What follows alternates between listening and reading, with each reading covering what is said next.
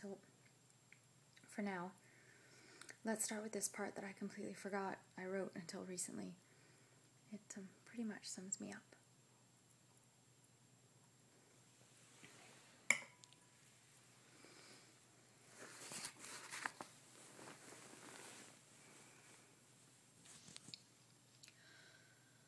I learned very early on how to play the game, long before I got into business. Luckily, I had 2 older sisters, so I knew what normal kids acted like, reacted like, and so on. And my sisters, though a little spoiled, were good kids. I also knew bad kids and knew how they were watched by the adults, as though there was something wrong with them. I hated being watched, so I learned to play the game. When I was a child, I used to fantasize about waking up someday and being a real human girl. The movie Daryl came out when I was a kid, and I started to wonder if maybe I wasn't a humanoid slipped into my family unbeknownst to them to be monitored by the government for some secret military project. Not until I was a teenager and came across the word sociopath did I think there was another explanation. So there are others like me, and most of them evil. Interesting. I devoured everything I could read on serial killers when I was a teen, while finding my place in the world. I tried my hand at being preppy, banger, and goth, to no avail. Some sort of earth muffiness seemed to suit me when I was younger, but soon enough, I traded it in for designer business chic. It faded into the general populace more easily. I never really wanted to stand out. Serial killers, I came to the conclusion, had for the most part too many issues. Well, my mommy locked me in a box while she screwed strangers for money, so now I kill women who look like my mummy. Well, my penis was never big enough. And some girl laughed at me when I was 14, and now I only have sex with dead women who resemble that girl. Over and over again till kingdom come, mummy penis or penis daddy. I understand the obsession, but the subject matter, it's boring. That's what comes of yet another field of work entirely dominated by men in a society whose best attempt at defining a female serial killer is Eileen Vorness. Or Warness, or how do you say that anyway? The real female serial killers, of which I'm sure there are many, have failed to be caught because women plan better, we think better, and we know better. I don't have any personal hang-ups like the other serial killers have had. Why should I? My upbringing was comfortable, and short of the rather disgruntling experience of discovering I was probably a sociopath, self-aware, and alone with it, I didn't really have any problems.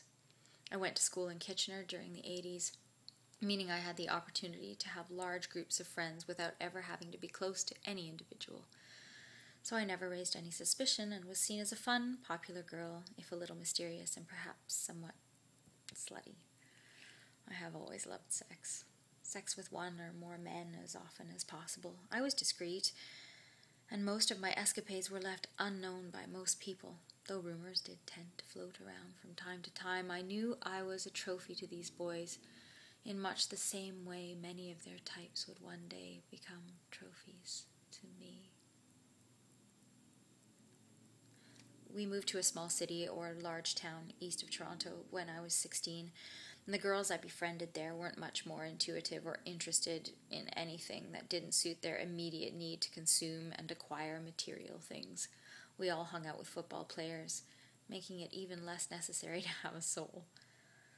That pool of boys did me right and good many times over those last couple of years of high school. I thought perhaps someday I would wake up and discover I had a conscience. What happened instead was that I developed an obsession.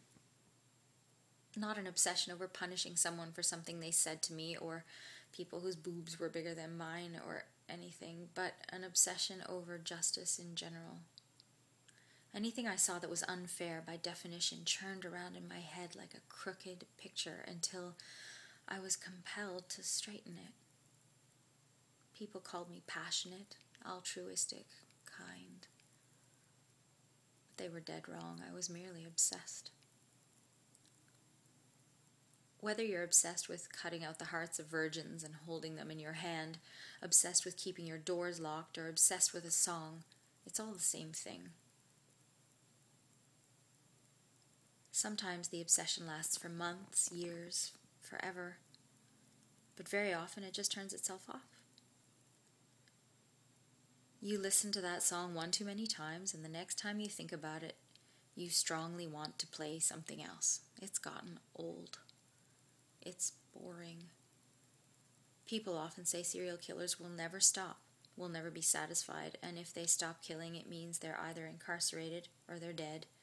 But often, they simply get bored of it, like the way a kid grows out of a childhood toy.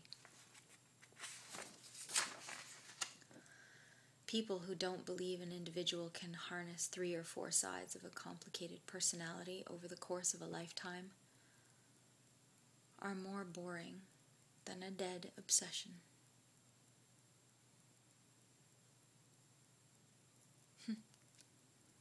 I honestly thought the urge to kill had turned itself off, but I have to say,